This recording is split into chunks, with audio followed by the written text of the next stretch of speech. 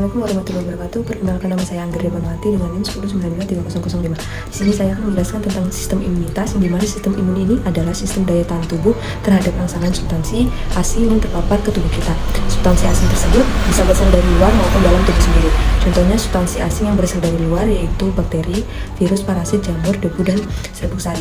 Kemudian sistem imun ini memiliki beberapa fungsi utama, yaitu yang pertama melawan patogen atau agen yang menyebabkan penyakit seperti bakteri, virus, jamur, dan parasit. Kemudian yang kedua, menganalisis dan menetralisis berbagai zat berbahaya di sekitar tubuh seperti racun dan alergen. Kemudian yang ketiga yaitu menyembuhkan jaringan tubuh yang rusak akibat penyakit atau cedera.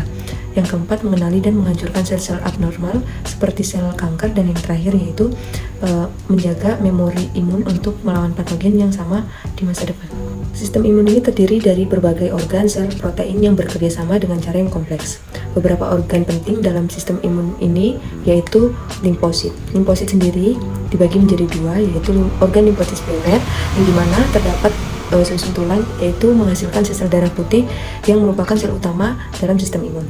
Kemudian ada timus, yang dimana timus ini melatih sel T yang merupakan jenis sel darah putih yang penting untuk melawan infeksi.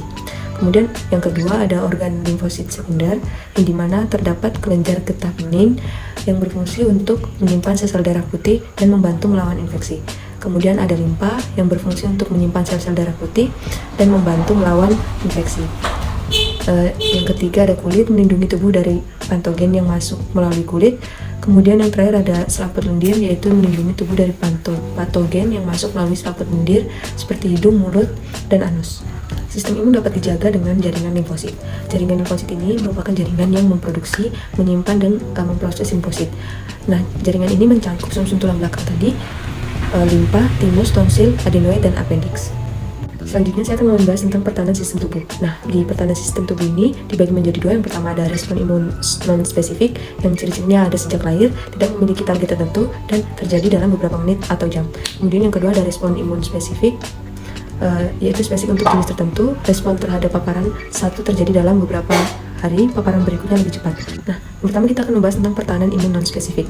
Di pertahanan imun non-spesifik ini, yang pertama ada pertahanan fisik, yaitu kulit, selaput lendir, dan silia saluran pernafasan. Kemudian, yang kedua pertahanan kimia, bahan yang disekresikan mukosa saluran nafas, kelenjar subbesus kulit, kelenjar kulit, telinga, asam HCl dalam cairan lambung, disosim yang dikeluarkan oleh makrofag menghancurkan kuman gram dengan bantuan komplemen keringat, ludah, air mata, dan air susu. Kemudian pertahanan humoral ini dibagi menjadi dua, yaitu komplemen, yang dimana komplemen ini mengaktifkan fagosit dan membantu destruktif bakteri dan parasit, yang artinya menghancurkan sel membran bakteri. Kemudian ada interferon, yang dimana interferon ini merupakan suatu glikoprotein yang dihasilkan sel manusia yang mengandung nukleus dan dilepaskan sebagai respon terhadap infeksi virus. Baik, yang kedua kita akan membahas tentang pertahanan imun spesifik. Imun spesifik ini juga dibagi menjadi beberapa. Yang pertama ada imunitas humoral, adalah imunitas yang diperankan oleh sel limfosit B.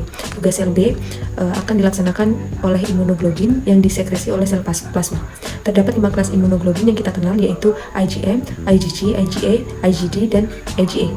Kemudian yang kedua ada imunitas selular, yaitu suatu respon imun terhadap antigen yang diperankan oleh limfosit T dengan atau tanpa bantuan komponen sistem imun lainnya. Kemudian saya akan menjelaskan tentang antibodi. Antibodi atau gamma globulin adalah glikoprotein dengan struktur tertentu yang disekresi dari pencerap limfosit B yang telah teraktivasi menjadi sel plasma sebagai respon dari antigen tertentu dan reaktif terhadap antigen tersebut. Nah, seperti yang sudah saya jelaskan tadi, terdapat beberapa kelas imunoglobulin. Yang pertama ada imunoglobulin M atau IgM, yaitu antibodi dasar yang berada pada plasma B dengan resiko serum 13%. IgM merupakan antibodi dengan ukuran paling besar. Kemudian beredar segera setelah tubuh terpapar antigen sebagai respon imunitas awal pada rentang waktu paruh sekitar 5 hari.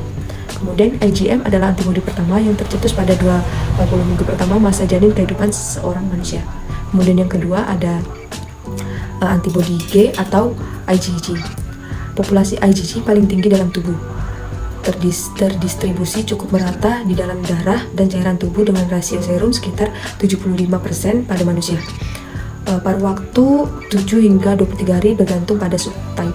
Kemudian ada imunoglobulin A atau IgA, yaitu antibodi yang memainkan peran penting dalam imunitas mukosis atau mukosal imunai.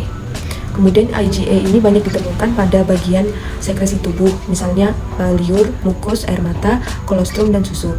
Sebagai CA dalam perlindungan permukaan organ tubuh yang terpapar dengan pencegah penempelan bakteri dan virus ke membran mukosa.